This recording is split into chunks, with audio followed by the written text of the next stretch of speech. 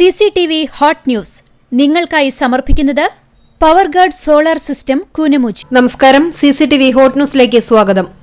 ജനങ്ങളുടെ road ഉപരോധവും bus തൊഴിലാളികളുടെ സമരപ്രഖ്യാപനവും ഫലം കണ്ടു. കുണ്ടുകടവ് ഗുരുവായൂർ സംസ്ഥാന പാതയിൽ പൊതുമരാമത്ത് വകുപ്പ് താൽക്കാലികമായി കുഴിയടക്കൽ തുടങ്ങി. ശക്തമായ കാറ്റിൽ കൂറ്റൻ മരം വീടിനു മുകളിലേക്ക് പതിച്ചു. ഗൃഹനാഥൻ രക്ഷപ്പെട്ടത് തലനാരിഴയ്ക്ക്.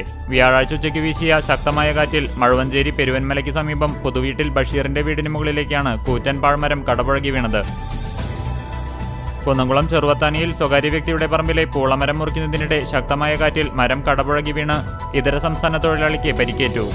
ആസാം സ്വദേശി 24 വയസ്സുള്ള ദിൽജർ ഹുസൈനാണ് പരിക്കേറ്റത്.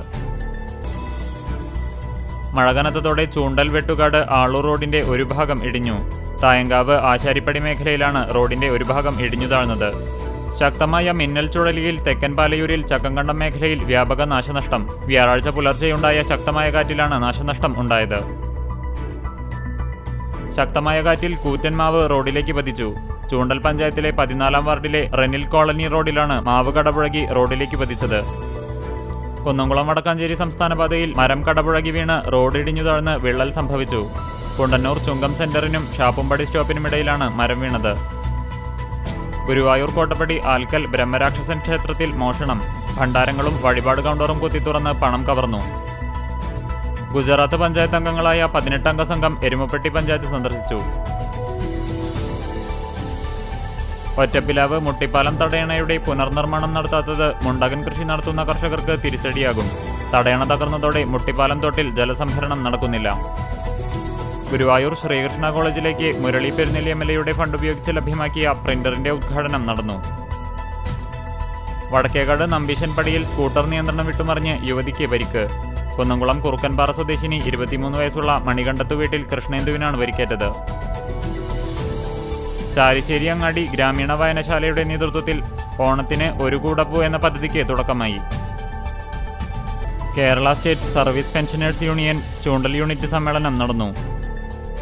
ചുഴലിക്കാറ്റിൽ തകരാറിലായ വൈദ്യുതി വിതരണം പുനഃസ്ഥാപിക്കാൻ മാതൃകാപരമായി പ്രവർത്തിച്ച എരുമപ്പെട്ടി മേഖലയിലെ KSEB ഉദ്യോഗസ്ഥരെ BJP ആദരിച്ചു.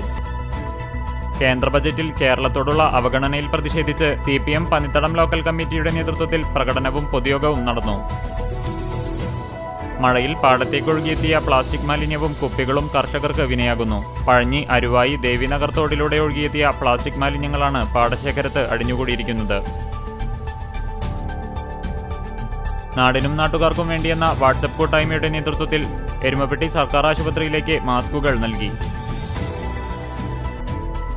എരുമപ്പെട്ടി പഞ്ചായത്ത് വിജിലന്റ് ഗ്രൂപ്പ് അംഗങ്ങൾക്ക് ലൈഫ് സേവിംഗ് ടിപ്സ് എന്ന വിഷയത്തിൽ വടക്കാഞ്ചേരി ഫയർഫോഴ്സിന്റെ നേതൃത്വത്തിൽ ബോധവൽക്കരണ ക്ലാസ് നൽകി. പുന്നയൂർക്കുളം പരൂർ കാരുണ്യം ചാരിറ്റബിൾ ട്രസ്റ്റിന്റെ നേതൃത്വത്തിൽ മലപ്പുറം ഐ ഫൗണ്ടേഷൻ കണ്ണാശുപത്രിയുമായി സഹകരിച്ച് സൗജന്യ നേത്രപരിശോധനാ ക്യാമ്പ് നടത്തുമെന്ന് ഭാരവാഹികൾ അറിയിച്ചു. CCTV ഹോട്ട് ന്യൂസ് നിങ്ങൾക്കായി സമർപ്പിക്കുന്നത് പവർഗാർഡ് സോളാർ സിസ്റ്റം കൂനമുച്ചി. ഇതോടെ CCTV ഹോട്ട് ന്യൂസ് സമാപിക്കുന്നു. കൂടുതൽ വാർത്തകൾക്കും വിശേഷങ്ങൾക്കും ഞങ്ങളുടെ web page, YouTube channel, Facebook page എന്നിവ സന്ദർശിക്കുക. തത്സമയ വാർത്തകൾക്കായി www.cctv.online.tv സന്ദർശിക്കുക. നമസ്കാരം.